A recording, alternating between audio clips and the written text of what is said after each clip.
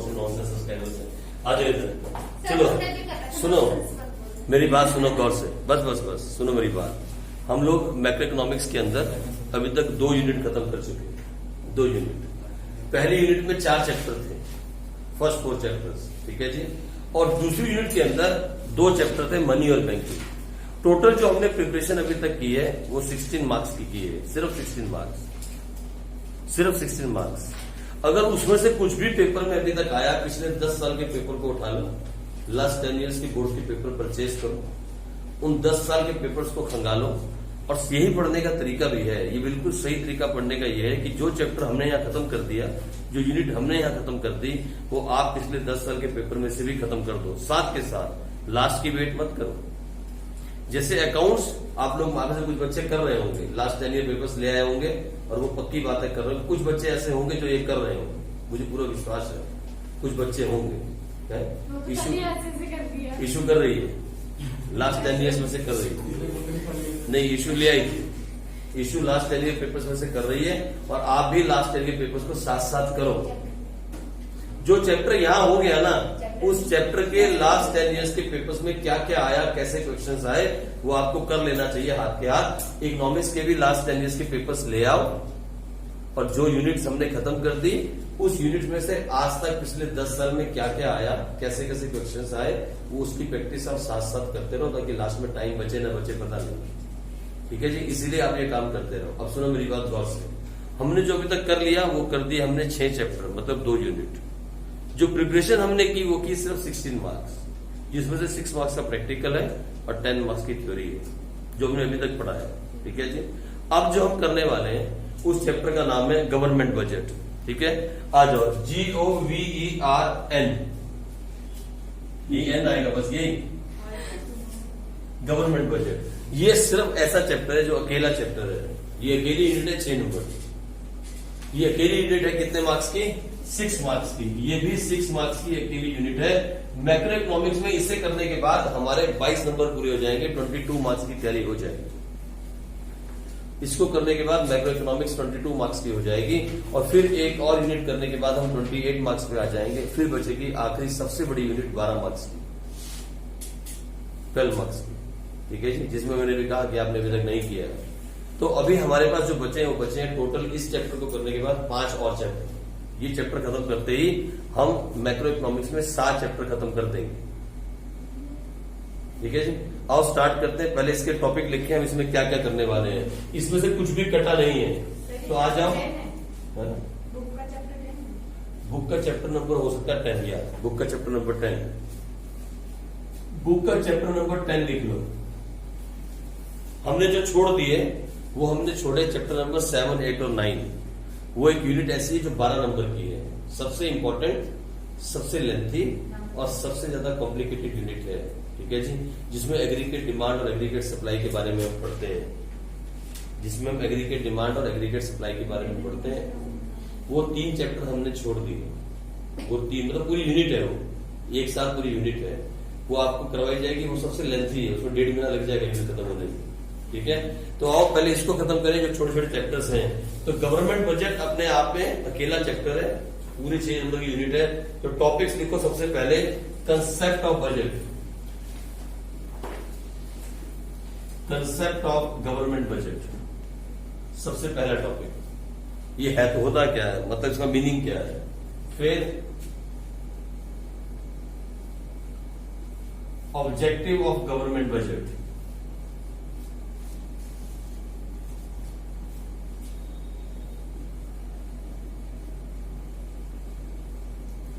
फिर structure of government budget, या इसे कंपोनेंट्स भी कह सकते हैं, कंपोनेंट्स ऑफ गवर्नमेंट बजट ऐसे भी आ सकता है। फिर नंबर 4 पे difference between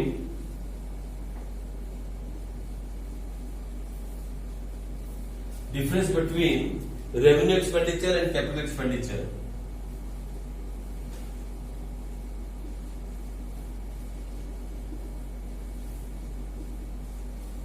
difference between revenue expenditure and capital expenditure, difference between revenue budget and capital budget,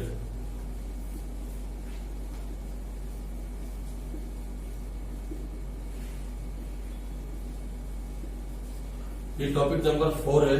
और उसके बाद टॉपिक नंबर 5 में हम करेंगे budget deficit and it's implication.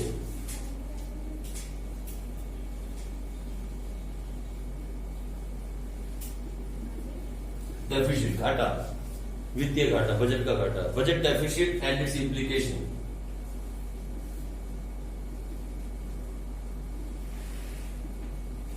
और उसके बाद लास्ट में हम करेंगे balance budget and unbalance budget.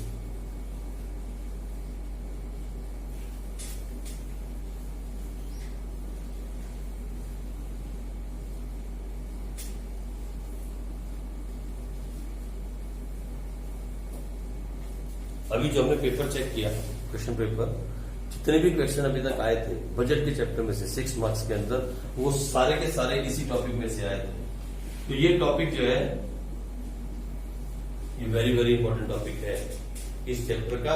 ये बहुत इंपॉर्टेंट टॉपिक है। इसमें से थ्योरी भी आ सकती है और प्रैक्टिकल भी आ सकता है। ये अकेला ऐसा चैप्टर है जिसमें प्रैक्टिकल भी आ सकता है। इसके अंदर से थ्योरी भी बनती है और प्रैक्टिकल भी आता है। कभी कभी कैलकुलेट करना डेफिसिट, घाटा कैसे निकालते हैं, बजट का घाटा कैसे निकालते हैं, वो भी आता है। मैं करवाऊंगा आपको 10, 12, 15 क्वेश्चन ताकि आपकी प्रैक्टिस हो जाए। ठीक है जी। यहाँ थ्योरी भी है और प्रैक्टिकल भी है, लेकिन अभी पिछले साल सारी थ्योरी आई है, तो इस साल 4 से प्रैक्टिकल आ जाए। अभी जितने भी क्वेश्चन में बजट के चैप्टर के पढ़े सारे इसी टॉपिक से आए हैं। तो एक तो ये बहुत इंपॉर्टेंट है, ठीक है। और दूसरा इंपॉर्टेंट टॉपिक है ये objectives of government budget, 2 topic, ठीक है जी। तो ये 2 ऐसे टॉपिक हैं जो बहुत इंपॉर्टेंट हैं और जिसके अंदर से पेपर आ सकता है और पेपर आने के चांसेस होते हैं। तो आओ स्टार्ट करते हैं। सबसे पहले मीनिंग ऑफ गवर्नमेंट बजट, या कह सकते हैं कंसेप्ट ऑफ गवर्नमेंट बजट, ये है क्या, ठीक है जी। सबसे पहले यहां से स्टार्ट करते हैं। आपने टॉपिक लिख लिए होंगे, 6 टॉपिक है, 6 नंबर का चैप्टर है और मैक्सिमम से मैक्सिमम इसमें लगेंगे आपकी 3 से 4 क्लास बस, और चैप्टर खत्म। आ जाओ, लिखो government budget is an annual statement. अच्छा, मैं एक बात पूछूं आपसे, बजट हम फ्यूचर के लिए बनाते हैं या पास्ट के लिए? ये तो पता है ना सबको, बजट हम फ्यूचर के लिए बनाते हैं, ठीक है। बजट बनाते हैं हमेशा फ्यूचर के लिए, आने वाले खर्चे के लिए। हमारे पास कितना पैसा आएगा, हम क्या क्या खर्च करेंगे, फ्यूचर के लिए बजट बनाया जाता है, ठीक है। तो government budget is an annual statement, लिखो फटाफट, comma, showing item wise estimates of receipts and expenditure. Item wise estimates of receipts and expenditure during a fiscal year. FISCAL.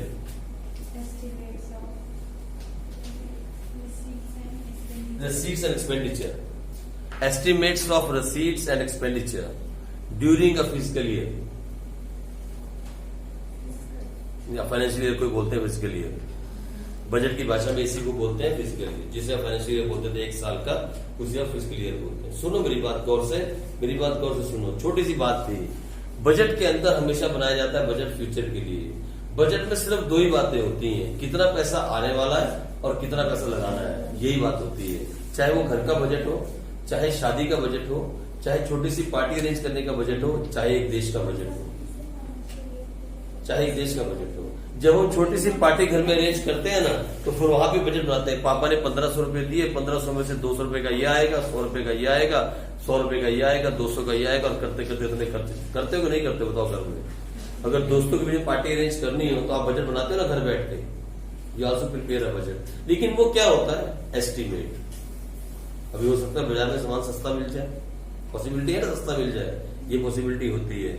Budget एक तो बनता है फ्यूचर के लिए, पहली बात दिमाग में डाल लेना। और दूसरी, बजट के अंदर जो फिगर्स होती है ना, वो फाइनल फिगर्स नहीं होती, वो एस्टिमेट्स होते हैं। बजट में कभी भी फाइनल फिगर नहीं होती। अब 1 नंबर में कोई आपसे पूछे और आप भूल जाओ तो फिर मुझे दोष नहीं देना। बजट के अंदर फाइनल फिगर्स नहीं होती, बजट के अंदर एस्टिमेट्स होते हैं। किस चीज के एस्टिमेट? सर सचिन ने कितना खेला, बस इसका एस्टिमेट। अरे नहीं बाबा, कितना पैसा आएगा और कितना पैसा जाएगा, means receipts, the estimates of receipts, कितना आएगा। And the estimates of expenditure, कितना लगाएंगे, यही दो एस्टिमेट्स होते हैं, यही दो एस्टिमेट्स होते हैं, और कुछ भी नहीं होता बजट के अंदर। It's the estimates of receipts and expenditure in one fiscal year. Fiscal year को ही आप बोलते हैं फाइनेंशियल ईयर, जिसे अकाउंट्स में फाइनेंशियल ईयर बोलते थे 12 महीने, उसे यहाँ फिस्कल ईयर बोलते हैं। कोई बड़ा चेंज नहीं है, ठीक है जी, होगी बात खत्म। एक स्टेटमेंट है जिसमें हम लिख देते हैं estimate of receipts and estimate of expenditure in one fiscal year, fine. और क्या होता है, आगे लिखो जल्दी से। द रसीट्स एंड एक्सपेंडिचर, इसी में आगे, the receipts and expenditure shown in the budget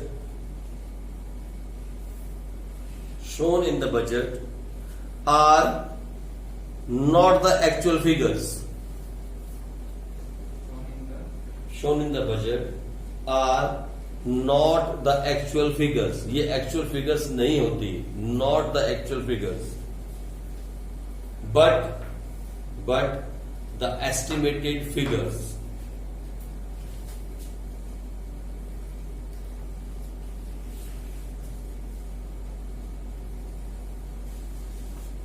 The fiscal year start from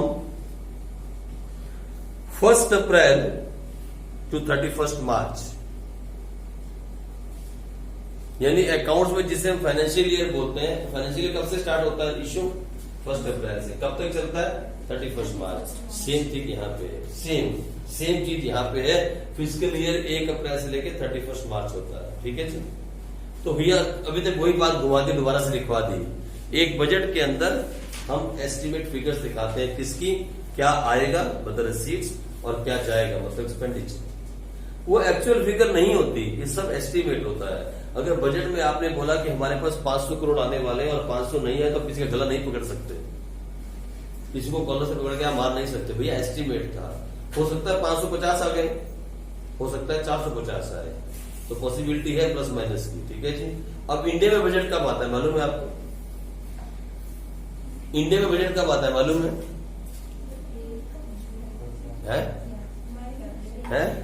कब कब कब लिखो आप। In India the annual budget is presented on 1st Feb।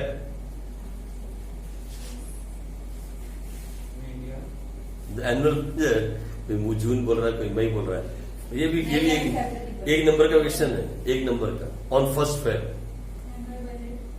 is presented on 1st Feb in the parliament। कहां पे present करते हैं इसको, पार्लियामेंट में। और कौन करता है प्रेजेंट बताओ, है मिनिस्टर ऑफ फाइनेंस, वित्त मंत्री। 1st Feb को पार्लियामेंट के अंदर आपकी जो फाइनेंस मिनिस्टर है, फाइनेंस मिनिस्टर, वो बजट को रिप्रेजेंट करती है, बजट को प्रेजेंट करती है, एनुअल बजट को। पहले हिंदुस्तान में 2 बजट बनते थे, एक रेलवे बजट और दूसरा एनुअल बजट। अब रेलवे बजट को भी एनुअल, जनरल नॉलेज की बात बता रहा हूं, अब रेलवे बजट को भी हमने कहा डाल दिया, एनुअल बजट। रेलवे बजट को भी किसी में डाल दिया, एनुअल के अंदर डाल दिया। वैसे तो इंडिया में हर स्टेट का अलग बजट बनता है, each and every state represents इस बजट इटसेल्फ। हर स्टेट, हरियाणा का अलग आता है, उत्तर प्रदेश का अलग आता है, मध्य प्रदेश का अलग आता है, दिल्ली का अलग आता है, हर का, मुंबई का, हर स्टेट का। हर स्टेट विधानसभा के अंदर, पार्लियामेंट के अंदर अपना बजट प्रेजेंट करती है। हर स्टेट का क्या होता है, फाइनेंस मिनिस्टर। लेकिन जो हम पढ़ने वाले हैं यहाँ पे, हमारा जो टॉपिक है इस चैप्टर में, वो है एनुअल बजट। कौन सा बजट, सेंट्रल बजट। हम किसके बारे में पढ़ेंगे, हम सेंट्रल गवर्नमेंट के बजट के बारे में पढ़ रहे हैं, जिसे रिप्रेजेंट करती है ministry of finance, central government. हम स्टेट का बजट नहीं पढ़ने वाले हैं। We are going to study about the central budget, जिसे यूनियन बजट भी कहा जाता है, जिसे सेंट्रल बजट भी कहा जाता है, जिसे एनुअल बजट भी कहा जाता है, ठीक है जी। ये बातें सारी याद रखना। अब आगे चलें, आगे लिखिए, budget is prepared, budget is prepared by government, budget is prepared by government at all levels, at all levels। कौन कौन से 3 level, central level, comma state level, comma local level.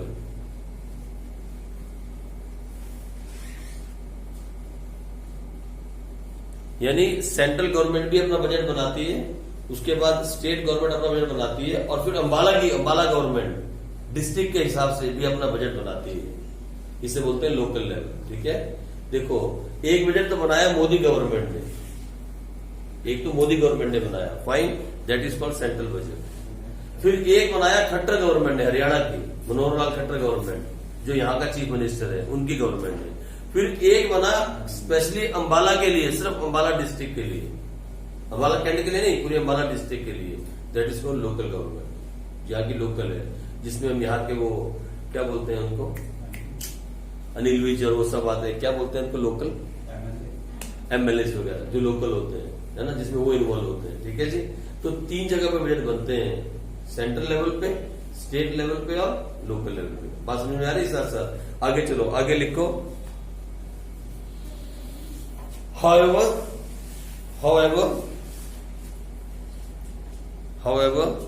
we are going to study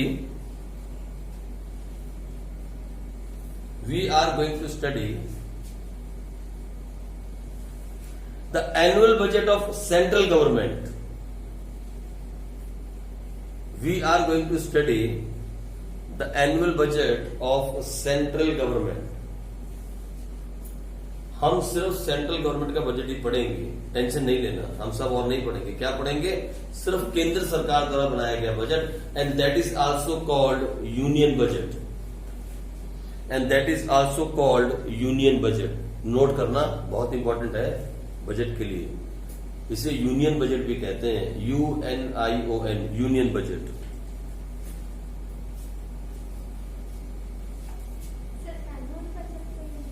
या annual budget बने पूरे साल का, और इसको क्या बोलते हैं, दूसरा नाम क्या है इसका, यूनियन बजट। लेकिन हम कौन सा बजट पढ़ेंगे? सिर्फ सेंट्रल गवर्नमेंट का बजट। बजट 3 तरह की गवर्नमेंट बनाती है, एक देश में 3 सरकार चलती है, मालूम है आपको? एक तो केंद्र सरकार जो मोदी है, PM, वो हो गई मेन केंद्र सरकार। फिर दूसरी होती है स्टेट गवर्नमेंट, जो कि हरियाणा का CM है, और फिर उसके नीचे हर डिस्ट्रिक्ट की अपनी अपनी गवर्नमेंट, वहां का लोकल MLA होता है। तो 3 तरह से सरकार चलती है। अगर हमें कुछ चाहिए, अंबाला में कुछ चाहिए, तो हम सीधा खट्टर के पास नहीं जाएंगे, हम जाएंगे अपने यहाँ के लोकल MLA के पास। हाँ जी, हमारे यहाँ पे प्रॉब्लम है, सॉल्व कर दो। अगर वो लोकल MLA के हाथ में होगी, उसके बजट के अंदर होगी, तो सॉल्व कर देगा। अगर प्रॉब्लम बड़ी होगी तो he is going to tell वो CM, वो CM से बात करेगा। अगर CM के हाथ में होगी तो CM सॉल्व कर देगा। अगर वो उससे भी बड़ी बात होगी तो सीधी बात कहाँ करेगा? सेंट्रल गवर्नमेंट के पास। इस तरीके से काम चलता है। ठीक है, इसी तरीके से बजट बनते हैं।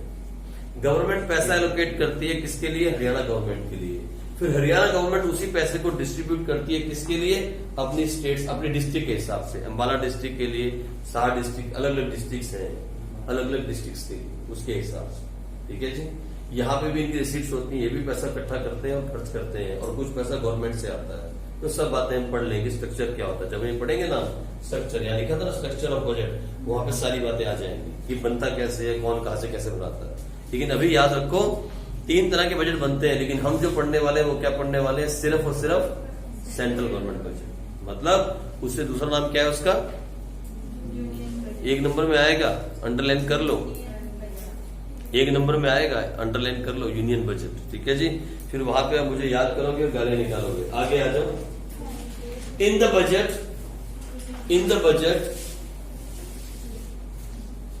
Budget we have 2 things. इसमें 2 चीजें होती हैं।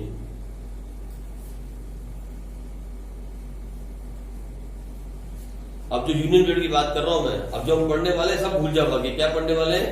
यूनियन बजट, मतलब सेंट्रल बजट। ठीक है जी, अब इसमें क्या क्या होता है? In the budget we have 2 things. Number 1, पहली, the financial performance of the last year.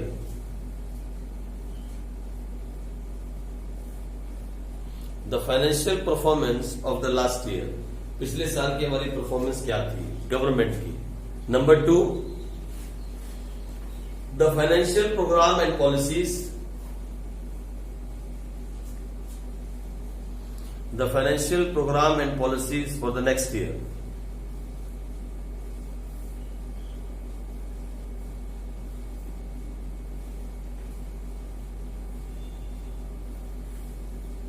ठीक है जी, दो चीजें बजट में होती हैं, पिछले साल हमने कैसी परफॉर्मेंस दी, गवर्नमेंट ने कैसा परफॉर्म किया, और अगले साल के लिए गवर्नमेंट के प्रोग्राम और पॉलिसीज क्या है।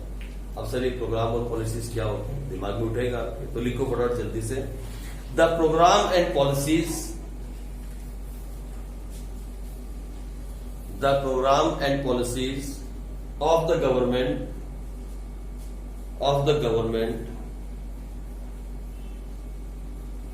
the program and policies of the government are known as budgetary policy, BUDGETARY, budgetary policy, or fiscal policy,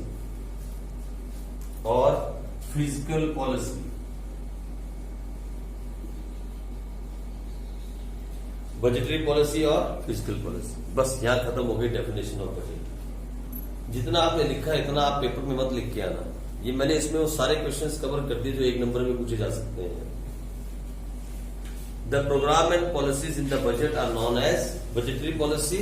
और अब देखो मेरी बात सुनो, ये एक नंबर में क्वेश्चन अभी भी आया हुआ है, ये इसी पेपर में एक मार्क्स में क्वेश्चन है कि जो प्रोग्राम और पॉलिसीज होती हैं उन्हें क्या बोलते हैं, उसे क्या बोलते हैं, बजटरी पॉलिसी या फिर क्या बोलते हैं, फिजिकल पॉलिसी। ये ऑलरेडी एक नंबर में लास्ट ईयर में पूछा हुआ क्वेश्चन है, अंडरलाइन कर लो, इंपॉर्टेंट है।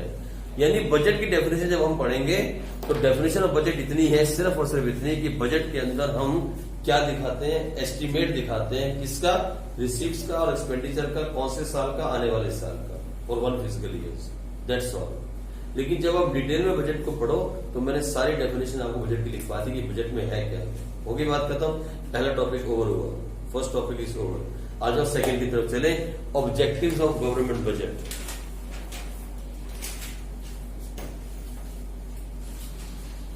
अब कभी कभी पता है क्वेश्चन में क्या पूछा जाता है, क्वेश्चन कैसा आता है, explain any 2 objectives of budgetary policy. और बच्चे फुस, ये क्या हो गया यार, ये तो सबने पढ़ाया ना, हमने किताब को देखा भी नहीं। सुनो, पूछता है, क्या पूछता है, explain any 2 objectives of budgetary policy. मैंने अभी आपको कहा जो भी बजट के अंदर प्रोग्राम्स हैं या पॉलिसीज गवर्नमेंट ने बनाई हैं उन्हें क्या बोलते हैं, बजटरी पॉलिसी। यानी अगर आपसे वो ऑब्जेक्टिव्स ऑफ बजट पूछे या पूछे objectives of physical policy, same है, या पूछे objectives of budgetary policy, same है, तो आप लिख लो, ऑब्लिक करके लिख लो, भूल नहीं जाना। Objectives of budget oblique objectives of budgetary policy oblique objectives of physical policy.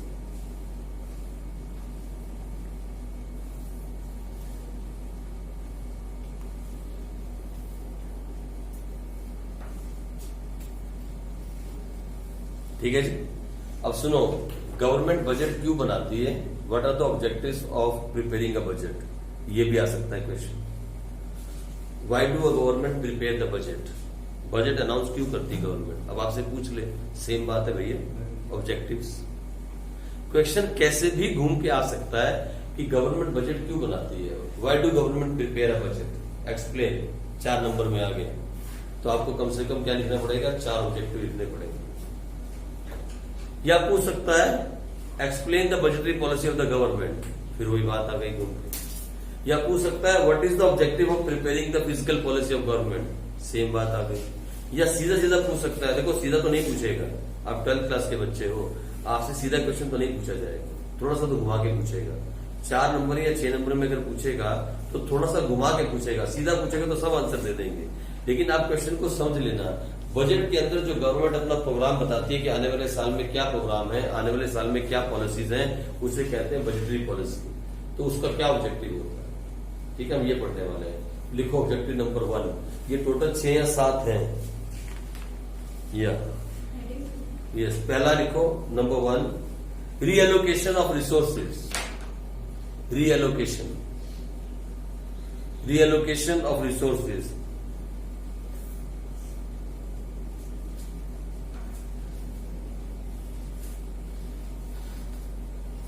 देखो गवर्नमेंट जो है ना, बजट क्यों बनाती है मालूम है, ताकि जो रिसोर्स अवेलेबल हैं देश के अंदर उनको रिएलोकेट किया जाए।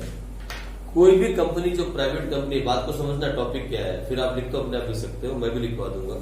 कोई भी प्राइवेट कंपनी जो होती है ना, प्राइवेट बिजनेस जो होता है, लोग पैसा इन्वेस्ट करते हैं, उनका एम होता है टू अर्न मैक्सिमम प्रॉफिट। ठीक है, अभी देखो आपने सोचा होगा थोड़े दिन पहले, अगर आपने नोट किया हो, इतना जबरदस्त कोरोना चल रहा था दिल्ली के अंदर और महाराष्ट्र के अंदर, और इतने कोरोना के बीच में भी गवर्नमेंट ने ठेके खोल दिए, अल्कोहल जहाँ बिकती है, जहाँ शराब बिकती है। देखा आपने, नोट किया आपने? क्यों? क्योंकि गवर्नमेंट को पैसे की जरूरत थी। गवर्नमेंट के जो खजाने थे ना वो खाली हो रहे थे, पैसे की जरूरत थी, और एक दिन के अंदर करोड़ों अरबों रुपए इकट्ठा हो गया। देखा आपने, एक दिन के अंदर अरबों रुपए इकट्ठा हो गया। मतलब जिसके पास पैसे थे या नहीं थे, जिसको देखो उसने मुंह उठाया और ठेके में चला गया। पता नहीं कहां से लोगों के पास पैसा आया, कहां से पैसा आया लोगों के पास। वैसे सब्जी खरीदने के लिए, दूध के लिए पैसा नहीं होता है, लेकिन ठेके पे इतने रश जो लग गया तो पता लगा देश में गरीब तो है ही नहीं। ऐसा लग रहा था कि देश में गरीबी तो है ही नहीं। उसको देख के मुझ जैसा गरीब कभी जा नहीं पाया वहां तक, लेकिन लोग कितने पहुंचे हुए, सोचो आप। मतलब सारे के मतलब असली गरीब तो हम लोग हैं जो वहां तक जा नहीं पाते। तो वहां खड़े थे वो गरीब थोड़ी थे, हैं? और फिर हमें बोला जाता है दान करो, तो हम कहाँ अमीर हुए फिर? हम ठेके, आप में से गया कोई? मतलब आपके घर में से गया कोई भी नहीं? आप तो नहीं चाहोगे आपके घर में सिर्फ है। ऐसा नहीं कि सिर्फ पीने वाले गए, कुछ खरीदने वाले भी गए जो बेच सके आगे। आप गलत क्यों लेते हैं हमेशा? सारे पीने वाले नहीं थे, कुछ ये भी थे जो खरीद के लाए वो बेचा उन्होंने। आप गलत मत है। हाँ, इतनी आंटियां लाइन में लगी थी, देखो वो ऐसे बोतलें उठा के घूम रही थी। एक उसने आंटी ने एक बोतल यहाँ फंसाई हुई है, तो तीन यहाँ फंसाई है, तीन यहाँ। और आंटी से पूछ रहा है आप इतनी कहाँ लेके जा रहे हो? बोले पियेंगे और क्या करेंगे बताओ। और 2 हाथ में पकड़ी हुई है, 8 बोतलें आंटी ने फंसा रखी है। आंटी पिएगी 8 बोतलें, बताओ। कुछ पीते भी है, कुछ आंटियां पीते भी है। चलो कोई बात नहीं, आ जाओ इधर। अब बात थी रिएलोकेशन ऑफ रिसोर्स। सुनो पॉइंट से हेलो, इधर वापस आ जाओ, पॉइंट्स के पास रहो। रिएलोकेशन रिसोर्स का मतलब क्या होता है? रिएलोकेशन मतलब एलोकेट करना, जगह बदलनी है। जो प्राइवेट फर्म्स होती है ना, रिएलोकेट, जो प्राइवेट फर्म्स होती है ना, वो तो सिर्फ प्रॉफिट के लिए काम करती है। जिस चीज से प्रॉफिट मिलेगा वही बनाएंगी। अगर अल्कोहल बेचने से प्रॉफिट मिलेगा तो प्रॉफिट कहीं से कमा लेंगे प्राइवेट फर्म्स। लेकिन गवर्नमेंट ऐसा नहीं सोच सकती। गवर्नमेंट सिर्फ वही काम नहीं कर सकती जिससे प्रॉफिट हो। गवर्नमेंट का काम सिर्फ प्रॉफिट कमाना नहीं होता। गवर्नमेंट का काम तो क्या होता है, सोशल वेलफेयर भी होता है। और गवर्नमेंट सिर्फ बड़े बड़े शहरों में विकास नहीं कर सकती। गवर्नमेंट का काम होता है गांव तक पहुंचना, डीप गांव में जाके भी लोगों को नौकरी मिले, रोजगार मिले, वहां भी कंपनियां पहुंच जाए। तो गवर्नमेंट क्या करती है, बजट के थ्रू क्या करती है, ऐसी पॉलिसीज बनाती है कि जो लोग वहां फैक्ट्री खोलेंगे ना, वहां जाके डीप में उसको कुछ छूट दे देंगे, कंसेशन दे देंगे, रिबेट दे देंगे। अब ये 4 साल तक तेरा कोई टैक्स नहीं, जा वहां खोल ले फैक्ट्री। उससे क्या होगा? अगर विलेज में फैक्ट्री डालोगे तो आपको 4 साल तक टैक्स से छूट मिल जाएगी। तो उससे होगा क्या, बताओ क्या होगा? आप लोग, पैसा आपके पास है, आप एंटरप्रेन्योर हो, कहां जाओगे? भागे भागे गांव की तरफ। अच्छा, आपके गांव में फैक्ट्री डालने से गवर्नमेंट को क्या मिलेगा? एम्प्लॉयमेंट। वहां के लोगों को काम मिलेगा, वहां की भी डेवलपमेंट हो जाएगी। एक फैक्ट्री खुलेगी तो वहां के लोग पढ़ने लिखने लगेंगे, वहां के लोग फैक्ट्री में काम करने लगेंगे, वहां सड़कें बन जाएंगी, वहां पे ट्रांसपोर्ट आने लगेगा, वहां पे ढाबे खुल जाएंगे, वहां पे होटल खुल जाएंगे। अरे कितना कुछ हो जाएगा। अभी किसी गांव में 4 फैक्ट्री चली जाए तो वहां पे कितने बिजनेस चल पड़ते हैं, देखा आपने? इसे कहते हैं रीएलोकेशन ऑफ रिसोर्सेज। तो इस तरीके की पॉलिसीज और प्रोग्राम्स गवर्नमेंट बनाती है ताकि पूरे देश के अंदर जहां लोग नहीं जाना चाहते और जहां पे जाके लोग बिजनेस नहीं करना चाहते, वहां भी लोग जाए और वहां जाके बिजनेस करें। इस तरीके से रिएलोकेट करते हैं रिसोर्सेज को। वो रिसोर्सेज गवर्नमेंट के पास क्या होते हैं? ईंटे पत्थर नहीं होती, पैसे। गवर्नमेंट के पास तो पैसा ही है, वही तो एक रिसोर्स है गवर्नमेंट के पास। क्या? पैसा। और वो कौन सा पैसा? जो आपसे इकट्ठा करती है। सर वो कहां से आता है? बाद की बातें हैं। पैसा कहां से आता है बाद में पढ़ेंगे, कहां लगाती है वो बाद में पढ़ेंगे। लेकिन रिएलोकेशन का मतलब ये है कि जहां लोग नहीं जाना चाहते, जहां लोग नहीं पहुंचना चाहते, वहां तक भी लोगों को पहुंचाया जाए, उन्हें कुछ कंसेशंस दी जाए, कुछ ऐसी पॉलिसीज बनाई जाए, कुछ ऐसे प्रोग्राम्स बनाए जाए ताकि वहां पे भी अब एम्प्लॉयमेंट जो है वो उठने लगे। ठीक है जी, that is called reallocation of resources. लिखो जल्दी से, लिख लो आप। Through the budgetary policy, through the budgetary policy, comma, government aim to reallocate aim मैंने उसका target, government aims to reallocate resources according to economic and social priorities of the country. According to economic and social priorities of the country.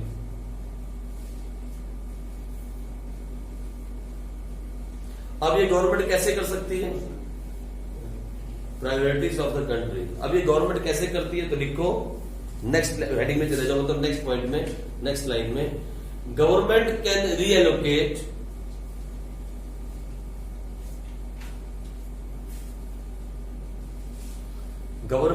Reallocate the resources. कैसे? मैंने भी बोला कैसे। Point number 1 a, through tax concessions, oblique rebate.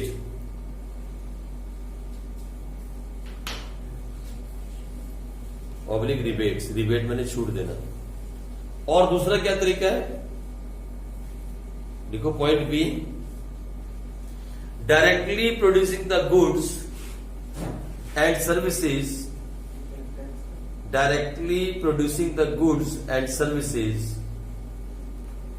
if the private sector does not show the interest. Directly producing the goods and services if the private sector does not show the interest.